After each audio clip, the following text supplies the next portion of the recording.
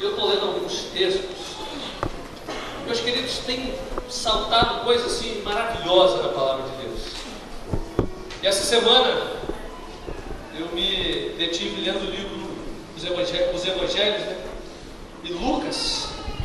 Eu vi tanta coisa maravilhosa em Lucas. Às vezes a gente se perde na própria palavra de Deus, se perde tanta alegria. Eu lembro que a primeira vez que eu li a Bíblia eu tinha uns 6 para 7 anos de idade. Aprendi a ler e li a Bíblia. Por isso que é bom a igreja é bom para isso. A organização dos embaixadores do rei, que a nossa igreja aqui também tem. Dos embaixadores eu fui desafiado a ler a Bíblia, a decorar versículos. E às vezes aquela coisa, né? A gente lê e a gente não entende o que leu, nem sabe, mas ela fica na nossa mente, no nosso coração. E aos 7 anos eu já tinha lido a Bíblia toda. Decorei vários versículos até grandes, né? Como Esther 8:9, que é o maior versículo da Bíblia. E eu falava salmos inteiros de cor. Mas quanto mais tempo vai passando, quanto mais você vai lendo a Bíblia ela tem revelação nova todo dia. Não é aquele livro que você coloca na estante e fala, já li e já sei tudo. Não. É um livro espiritual, ele fala todo dia. Por isso eu tenho várias versões lá em casa. E alguns falam, mas pastor, qual Bíblia eu devo ler? Meu querido, a que você tiver em casa. Se você tem Bíblia Católica, lê, que a Vulgata é uma excelente tradução. Se você tem Bíblia NVI, lê, que é uma boa tradução. Qualquer Bíblia. O importante é você ler a palavra de Deus. Que a palavra, ela não pode ficar lá na estante. Ela tem que estar no nosso coração. Amém? E nessa noite eu queria compartilhar um texto maravilhoso. Essa noite é uma noite muito especial. Nós profetizamos muitos bebês nessa igreja. E nós temos apresentado o bebê praticamente todo domingo. E hoje Davi está aí. Davi veio com o Manu, arrastou a mãe e é um pedaço da família. Depois nós vamos apresentar o Davi. E domingo que vem tem o Leonardo, que não veio hoje para não dar congestionamento de carrinho de bebê. Aí a mãe, não pastor, domingo que vem deixa o Manu primeiro, chegou primeiro. Domingo que vem é a vez de Leonardo. E no outro domingo tem outro. Vai assim. E depois é casamento. Nós entramos na unção de casamento. Quem quer casar, o mistério está acontecendo. Vem nos cursos na quarta-feira, olha para o lado, se produz. Deus vai falar, lógico, você vem para o culto, para cá, esperando já aquela pessoa que Deus separou para você. Você tem que fazer o quê? Né, Vera? Passa lá, dá uma geral, aí vem. Aí a coisa vai acontecer. Glória a Deus por isso. Mas, meus queridos, algumas pessoas acreditam naquela frase popular, né, que diz que o dinheiro traz felicidade. Alguns creem que se tivesse condição financeira para suprir todas as suas necessidades e as faltas que tem, tudo seria diferente. A vida seria melhor, teria paz. Mas, meus queridos, isso é uma grande ilusão. A verdadeira alegria só está em Jesus Cristo. Só Jesus pode trazer alegria. Isso é o conceito de graça. Quando nós começamos a entender a graça, você começa a ver coisas fantásticas. O que Jesus fez por nós na cruz do Calvário. Outras pessoas possuem riquezas, podem comprar tudo o que querem, e alguns fizeram do dinheiro o seu Deus. Mas o dinheiro jamais vai poder levar alguém para a eternidade, porque a salvação custou um preço tão alto que dinheiro nenhum no mundo poderia pagar. Porque se pudesse pagar, Jesus não teria vindo. Se o dinheiro pudesse comprar a paz que o mundo não consegue, Jesus não precisaria ter vindo a esse mundo. É interessante que quando nós lemos a palavra de Deus, lá em Isaías, quando Isaías fala, né, sobre a vinda do Messias, e essa profecia do capítulo 9 de Isaías, versículos 6 e 7, foi escrita aproximadamente 680 anos antes da vinda do Messias. E a profecia diz assim: porque o menino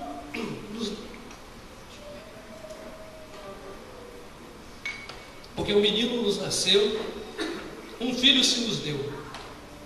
O governo está sobre os seus ombros, e o seu nome será Maravilhoso, Conselheiro, Deus Forte, Pai da eternidade, príncipe da paz, para que se aumente o seu governo e venha paz sem fim sobre o seu trono, o trono de Davi, e sobre o seu reino, para o estabelecer e o firmar mediante o juízo e a justiça, desde agora e para sempre. O Senhor dos exércitos para isso. Meus queridos, quando Jesus nasceu, havia um período muito grande de paz. Jesus não veio numa época de guerra. É interessante que nós só construímos algo em tempos de paz. Se você for na Síria hoje, você não vai ver ninguém construindo prédio, ninguém fazendo casa. Por quê? É guerra. Mas Jesus veio numa época de paz. A Bíblia diz que ele veio na plenitude dos tempos. Tudo foi preparado para a vinda de Jesus. Roma governava tudo. O governo de Roma era um governo em toda a terra conhecida. Os romanos construíam as estradas. E havia um ditado que dizia que todos os caminhos levam até Roma. A língua oficial era o grego. Como hoje é o inglês, né? A língua oficial era o grego. Quando Jesus veio, não havia nação se levantando contra a nação, porque estava todo mundo dominado.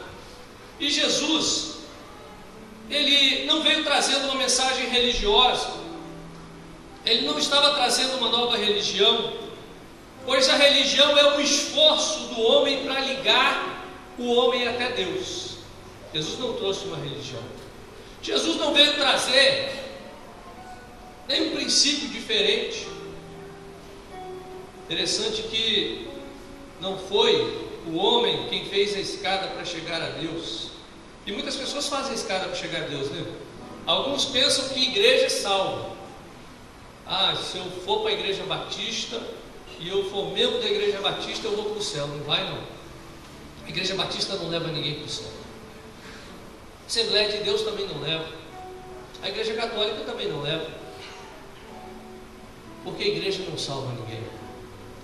Alguns pensam que é religião. Outros pensam: pastor, eu sou uma pessoa boa, eu faço boas obras. Alguns pensam que boas obras salvam. Eu nunca matei, nunca roubei. Já falei aqui, eu tinha um cachorro que nunca fez nada disso. Nunca matou, nunca roubou. Fugiu um dia de casa, né? Mas não fez mal a ninguém. Isso é obrigação. Alguns acreditam que fazer sacrifício, pastor, eu não estou comendo isso, não estou comendo aquilo. Isso é coisa de tolo. Você pode fazer sacrifício para emagrecer, regime, mas para salvação não tem sacrifício não. Você pode fazer jejum para consagração, agora para salvação não, porque a salvação foi Jesus que fez. Meus queridos, a palavra de Deus diz em 2 Coríntios 5,14 que o amor de Cristo nos constrange. E quando nós nos lembramos do Natal, o Natal já está batendo as portas. É interessante que ainda ontem nós fizemos a virada do ano, né? E hoje nós já estamos pensando no Natal. Nós estamos pensando no evento de Natal, na programação de Natal. No Natal nós compramos presente para todo mundo. Quem tem dinheiro, né? Corre, compra presentes, muitos presentes. Mas o presente do Natal foi Jesus. A Bíblia diz em João 3,16: porque Deus amou o mundo de tal maneira que deu o seu único Filho, para que todo aquele que nele cresce não perecesse, mas tivesse a vida eterna. Jesus foi o presente. E quando nós lemos a palavra de Deus, nós vamos entendendo que Jesus Cristo, ele tinha um projeto só. O projeto de Jesus era a salvação do homem, porque o homem não conseguia nada. E 1 Timóteo 2,5, a palavra de Deus diz que há um só Deus e um só mediador entre Deus e os homens, Cristo Jesus. E esses dias eu preguei aqui na igreja sobre isso em Efésios. A palavra de Deus nos diz que Jesus, quando ele derrotou a morte, ele ressuscita e ele é levado e senta à direita do Pai. E a palavra diz que ele foi constituído como cabeça da igreja, que é o seu corpo, e que a igreja está assentada à direita de Deus. Coisa maravilhosa, né? Você é um privilegiado de estar sentado à direita de Deus. Quando nós começamos a entender o amor de Deus, é algo tão fantástico, mas nós não podemos parar somente nesse amor, porque Jesus, Ele ensina tudo para nós, para que ninguém se perca. Jesus procurou dar direção para cada um de nós. E lá em Lucas, como eu falei, eu estava lendo Lucas essa semana, lá em Lucas capítulo 16, eu queria que você abrisse sua Bíblia agora, em Lucas no capítulo 16, a partir do capítulo 16, a partir do versículo 19, Jesus ele começa a direcionar os seus discípulos a respeito da sua vinda. Os discípulos começaram a interrogar Jesus: Jesus, como será os últimos dias? Sempre fica aquela dúvida: pastor, se eu morrer e for para o céu, no céu eu vou me lembrar? Tem gente que faz essa pergunta, né? Esse texto vai responder. Você que tinha dúvida vai responder. Pastor, a gente morre e vai dormir? Ou a gente já está acordado no céu? Esse texto vai responder. Pastor, vai ter repescagem? Tem jeito não. Os atleticanos estão perdidos lá no céu. Não tem repescagem não. Ganhou hoje porque ele deixou, tá? Vou deixar o Mateus alegre. Eu falei, deixa eu passar hoje. Mas olha o que a palavra de Deus diz para nós, hein? Havia um certo homem rico que se vestia de púrpura e de linho finíssimo, e que todos os dias se regalava esplendidamente. Havia também certo mendigo chamado Lázaro, coberto de chagas, que jazia à porta dele, e desejava alimentar-se das migalhas que caíam da mesa do rico, e até os cães vinham lamber-se as úlceras.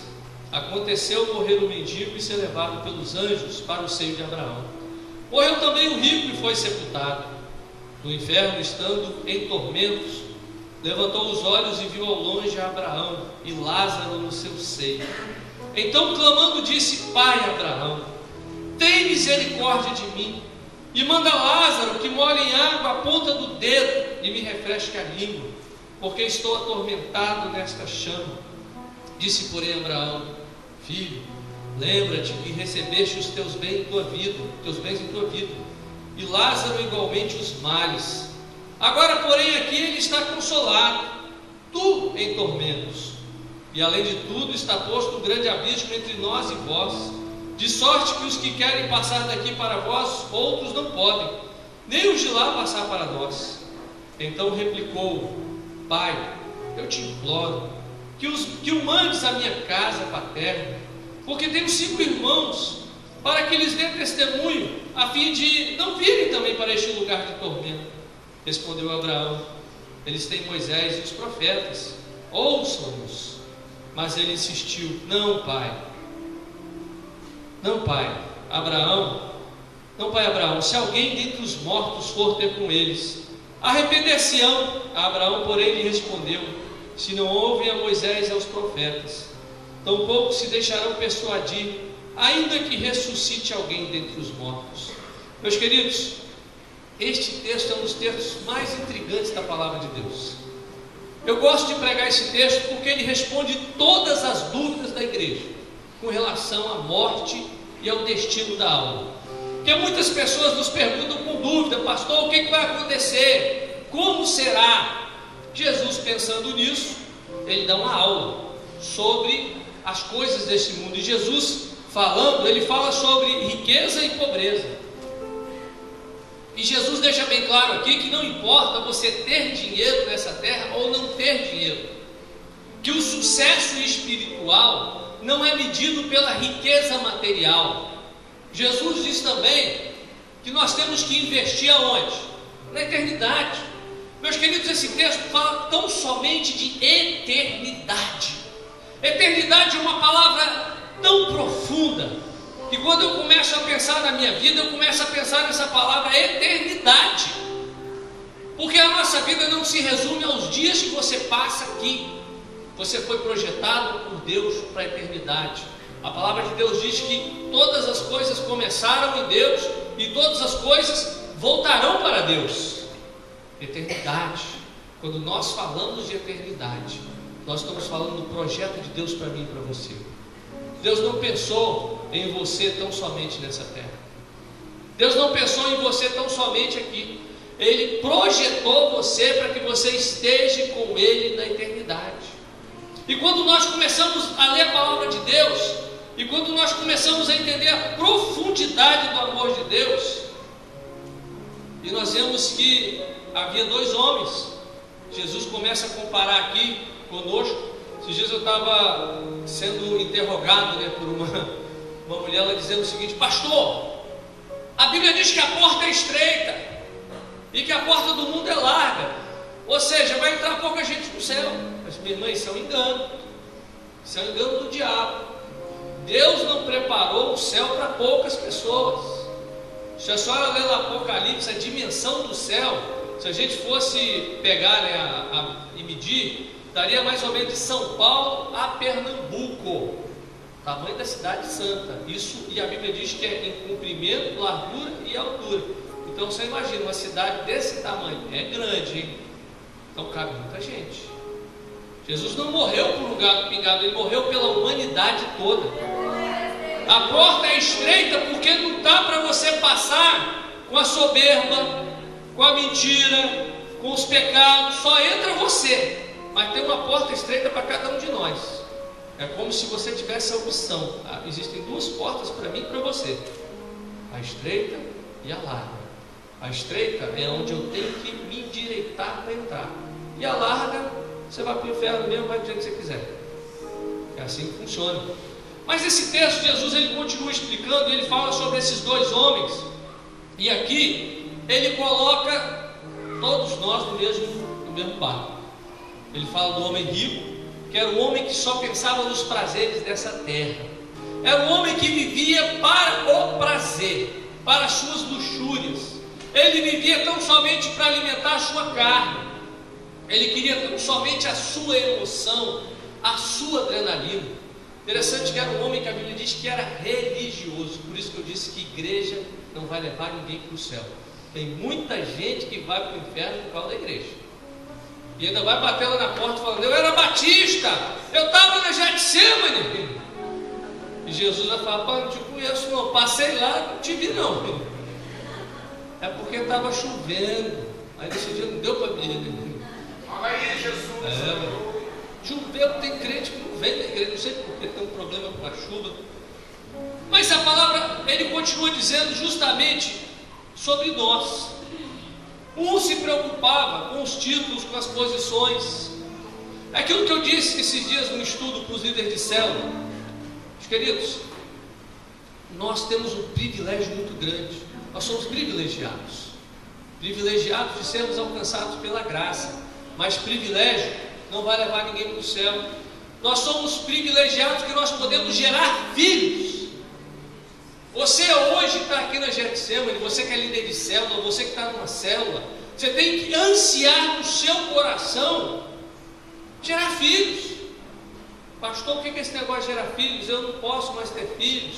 Já tenho alguns meus que têm filho espiritual. Tem gente que não gera, sabe por que não gera filhos espirituais? Porque ainda não sabe qual é o desejo do noivo. Porque quando nós nos casamos, a noiva e o noivo e a noiva tem que ter intimidade. A noiva tem que saber os desejos do coração do noivo, senão esse casamento não dá certo, não é verdade? O noivo vai para um lado, a noiva vai para o outro. Que casamento que dá certo?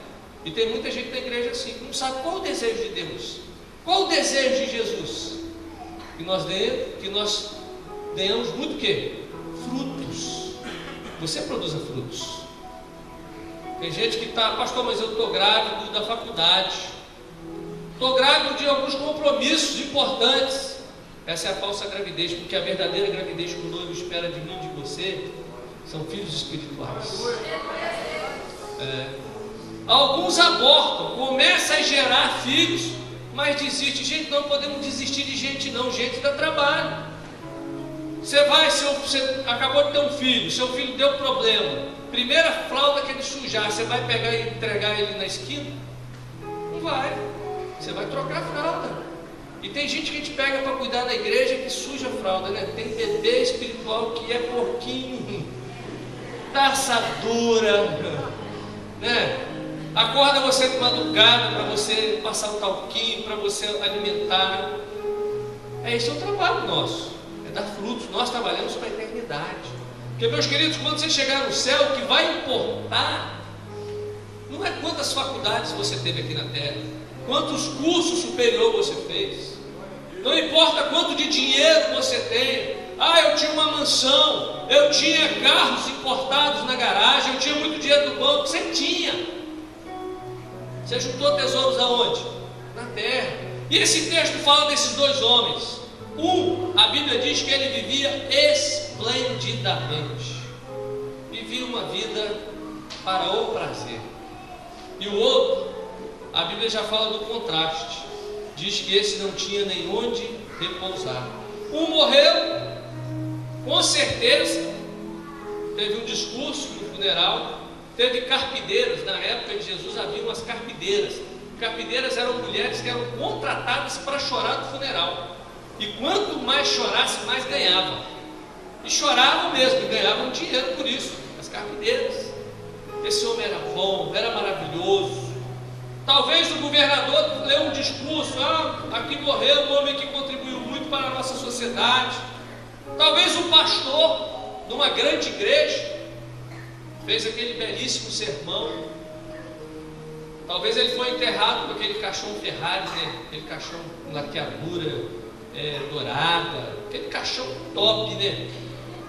Porque tem uns que é enterrado com o caixão da prefeitura, esse caixão de 1,99, que eu já vi uma vez. Eu presenciei 2 funerais, fiz um funeral de manhã e uma tarde. De manhã de um pobre, e eu até lembrei desse texto na hora, e de noite, de tarde, de um homem muito rico. E o pobre foi o caixão da prefeitura. E na hora que fomos descer o corpo na sepultura, o caixão envergou e quebrou. E aí deu uma confusão: não, vamos tirar o caixão, vamos botar outro caixão. Eu falei: gente, vai ser tudo enterrado mesmo, acaba de descer e joga a terra em cima. A família acabou aceitando. À tarde não, caixão com dobradiça de metal, coisa chique, top. Mas os dois foram para debaixo da terra. Um tinha muitos tesouros na terra e o outro nada tinha. Aí esse texto, ele começa a falar justamente para nós o que acontece após a morte. Meus queridos, o mendigo morreu, com certeza ninguém foi enterrar ele. Como os cachorros já estavam acostumados a lamber as suas feridas, com certeza ele foi comido pelos cachorros. E aí o que acontece? Você não é somente essa casca. O homem foi separado para a eternidade. Há um espírito dentro de você, há uma alma que habita esse corpo seu, e essa alma, ela é requisitada por Deus. Há uma alma que anseia por estar na eternidade. E a Bíblia diz que os anjos vieram e levaram a alma do homem pobre de Lázaro. Lázaro foi levado para o seio de Abraão. E aqui a Bíblia começa a explicar para mim e para você, meus queridos, que você não vai dormir depois de você morrer, não. Que ele morreu com Jesus já vai para o céu. Que ele morreu sem Jesus já vai para o inferno. O jogo já está definido. Quando apitar aqui na terra, já começa o jogo lá em cima. E aí o que aconteceu? O rico tinha muito dinheiro na terra, mas não juntou nada nos céus. O pobre nada tinha na terra, mas ele juntou o lugarzinho dele no céu. E a Bíblia diz que o rico foi levado para o inferno e o pobre, Lázaro, foi levado para o céu.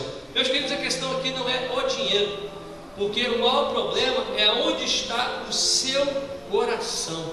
A palavra de Deus diz que o amor ao dinheiro que é o problema. Você ter dinheiro não é problema, muito pelo contrário. Eu tenho orado todo domingo para você prosperar, para você ficar rico, para você aumentar o dízimo, para mim poder comprar um terreno aqui do lado, o outro fazer uma igreja muito grande. Essa é a visão. Então eu estou orando para você prosperar muito, entendeu? Mas que o seu coração não esteja nas riquezas, porque se o seu coração estiver na riqueza, o que vai acontecer? Não está com Jesus. Tem gente que vem na igreja e na hora de dar o dízimo é uma dificuldade, mas vai fazer falta. O coração está juntando dinheiro, está naquela televisão nova que ele tem que comprar, está no carro novo. Aí Deus fica onde? Se sobrar vai, deixa o pastor, espera. Sendo que a primícia deveria ser no dia do que recebe o pagamento, né? A pessoa deixa para o final do mês. Se sobrar, pagar todas as contas, aí eu dou. Você está fazendo tudo errado, né? E a matemática de Deus funciona diferente. Você tem que honrar Deus primeiro. Mas o que aconteceu? Esse homem, quando ele chega no inferno, Meus queridos, ele chega e ele grita: Pai Abraão. Mostra que ele era religioso, porque ele tinha Abraão como pai. Todo judeu tem Abraão como pai. Era um homem religioso, um homem conhecedor, talvez frequentasse sinagoga, o templo. Ele era um religioso. Por isso é que eu digo que religião não vai te salvar. Religião não leva ninguém para os céus. Religião não leva ninguém para a eternidade com Jesus. E esse homem lá no inferno, ele começa a dizer o seguinte: Pai Abraão, está quente, o negócio aqui está difícil, aqui está ruim mesmo. Se você acha que um Transcola às 6 horas da tarde, às 5 horas da tarde é o inferno, você não viu o inferno ainda. O inferno é um lugar quente, é um lugar realmente de tormento eterno. Por isso que a palavra de Deus diz que nós devemos fazer de tudo para não ir para lá. Aí o que ele fala? Abraão, pede a Lázaro, ou seja, ele olhou e se lembrou. Ele viu Lázaro lá. Por isso, pastor, eu vou para o céu, eu vou lembrar? Vai. Você não vai ter amnésia não, né? É a sua memória, a sua alma que vai subir. Você vai se lembrar. Mas pastor, e se eu me lembrar do meu marido e ele não subiu? Uma irmã me perguntou isso, né? Pastor, eu vou lembrar do meu marido, quando eu chegar no céu, eu vou lembrar dele? Eu falei assim: vai, minha irmã. Por quê? Ele já tinha morrido, né? Por quê? Ah, ele vai para o inferno, né, pastor? Eu não sei, porque ele era ruim. Aí eu falei: mas e aí? E aí, glória a Deus, eu vou lembrar e veio lá no inferno sofrendo. Eu sou homem, você tem que perdoar e liberar o homem, não pode ser assim. Mas você vai se lembrar: mas pastor, e aquela pessoa que eu amava muito e foi para o inferno? A Bíblia diz em Apocalipse que o Senhor, o Espírito Santo, enxugará dos nossos olhos toda lágrima. Então, na hora que você começar a pensar em chorar, você vai ver tanta coisa maravilhosa, você não vai nem chorar. É o céu, um lugar maravilhoso. E aí ele chega e fala o seguinte: Pai, pede a Lázaro para molhar a ponta do dedo e tocar na minha língua. Abraão diz o seguinte: gente, Abraão é o top dos tops. Se alguém pudesse ser santo, assim, intercessor, porque nós vimos em Timóteo que é um só intercessor entre Deus e o homem, que é Cristo Jesus. Se alguém pudesse ser o intercessor, seria quem? Abraão. Sabe por quê? Abraão era chamado de amigo de Deus. Ninguém na Bíblia teve esse título, amigo de Deus. Teve homem segundo o coração de Deus, teve outros nomes, mas amigo de Deus era Abraão.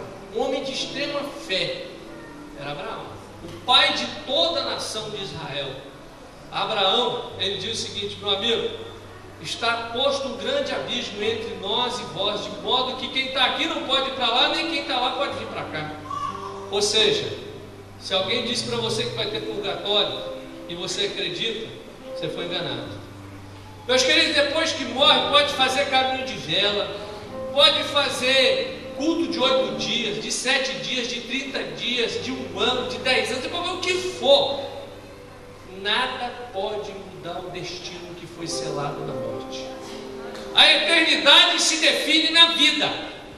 É algo que nós aprendemos com Abraão. Ele diz que a eternidade nós semeamos na vida, e não são as outras pessoas que semearão por nós. Nós semeamos agora. Você semeia agora. Eu semeio agora. Eu tenho que viver para a eternidade. Eu tenho que pensar na eternidade. Os meus atos nessa terra têm que estar vinculados aonde eu vou passar a eternidade. Não ao dinheiro que eu vou ter, a fama que eu vou ter, porque todas as glórias irão passar. Toda a fama vai passar. Não é verdade? Ah, pastor, eu queria ser reconhecido como Michael Jackson. Morreu. E aí? O que adianta ser famoso? Mas pastor, ele é famoso, mas e daí? Está morto. O que adianta ser famoso se morreu? É na eternidade que tem que estar a nossa fama. É lá que tem que estar o nosso reconhecimento. E esse texto, Jesus continua falando: talvez você está bravo comigo, pastor, o senhor está retirando meus pilares de fé. Meu querido, não sou eu, é Jesus, é a Bíblia. Por isso é que eu digo que você tem que examinar a Escritura, você tem que ler a Bíblia. A Bíblia tem que ser um livro que tem que ser lido todos os dias. E a Bíblia evangélica, a Bíblia católica são iguais.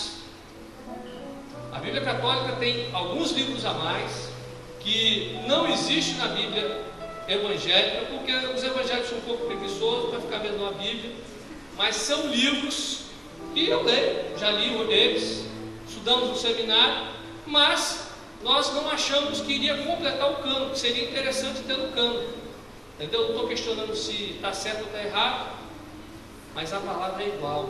E se você for lá na Bíblia dos batistas, dos assembleianos, dos luteranos, dos católicos, esse texto está igualzinho. Por que muitas pessoas erram? Porque não lê. Porque se lesse a palavra de Deus não iriam errar. E ele continua dizendo o seguinte: mas para Abraão, e se o Senhor mandasse Lázaro? Ele não pediu nem para ele, né? Ele viu que o negócio estava tão ruim que ele pede para mandar Lázaro. Manda Lázaro lá. Lázaro era um cara bom, era um cara que talvez devesse se reencarnar. Manda Lázaro reencarnar, voltar e falar. Que coisa, né? Tem gente que acredita ainda na reencarnação, tem gente que acredita no espiritismo. Meus queridos, o espiritismo não é... Se você crê em Jesus, você não pode aceitar o espiritismo. Sabe por quê? Porque o espiritismo é contra isso aqui, a palavra de Deus. O espiritismo diz que você pode evoluir e se tornar igual a Jesus. E nós dizemos, nós os cristãos dizemos que você tem que se tornar igual a Jesus é aqui na terra mesmo. Não é evoluir, é mudar o seu caráter. O que mentia não mente mais, o que rouba não rouba mais. É mudar o seu caráter aqui na terra, não é o seu espírito não. Isso tem que acontecer. Aquele que usava drogas não usa mais. É mudar o seu caráter, é o que a palavra de Deus diz para nós. A nossa mente tem que ser transformada. E eu tenho que ser igual a Jesus. Isso não é evolução, isso é mudança de caráter. É o que tem que acontecer. Porque Hebreus 9:27 diz que o homem está destinado a morrer uma vez, vindo após isso o juízo. Então essa história de que eu vou morrer, vou reencarnar, mas pastor, tem espíritos comunicando, tem muito de capeta comunicando, gente. Porque o diabo, a Bíblia diz que existem milhares e milhares de demônios rodando por aí. O diabo sabe o que você comeu ontem, ele sabe imitar a sua caligrafia, a sua voz, ele sabe. Ele é diabo, ele tem poder para isso. Agora tola você acreditar nesse negócio, acreditar nessa história, porque a palavra de Deus diz totalmente contra isso. E aí Abraão diz que isso é impossível e diz o seguinte: eles têm Moisés e os profetas. Você sabe o que é Moisés e os profetas? Esse texto, quanto mais eu leio, mais você pega a revelação. E esse texto diz o seguinte: que eram 5 irmãos. Quantos continentes nós temos? 5 continentes. Moisés e os profetas é a palavra de Deus, meu. As pessoas, elas não vão se perder se elas lerem a palavra de Deus. Hoje você tem Bíblia, eu tenho quase 1000 Bíblias aqui para doar. Se você não tiver Bíblia, você pode pedir que a gente vai te doar. Se você tiver um smartphone, você baixa na internet. Se você tiver um computador em casa, você baixa a Bíblia. Hoje, pastor, eu sou analfabeto, não sei ler, tem Bíblia em MP3. Hoje não é desculpa para você conhecer a palavra de Deus. E a palavra de Deus diz que o povo perece porque falta conhecimento ao povo. Jesus, ele quando começa a falar aos seus discípulos, ele diz assim, que nós não devemos, Mateus 6,19, não acumuleis para vós outros tesouros sobre a terra, onde a traça e a ferrugem corrói, e onde ladrões escavam e roubam, mas ajuntai para vós outros tesouros no céu, onde traça nem ferrugem corrói, e onde ladrões não escavam nem roubam, porque onde está o teu tesouro, aí está o teu coração.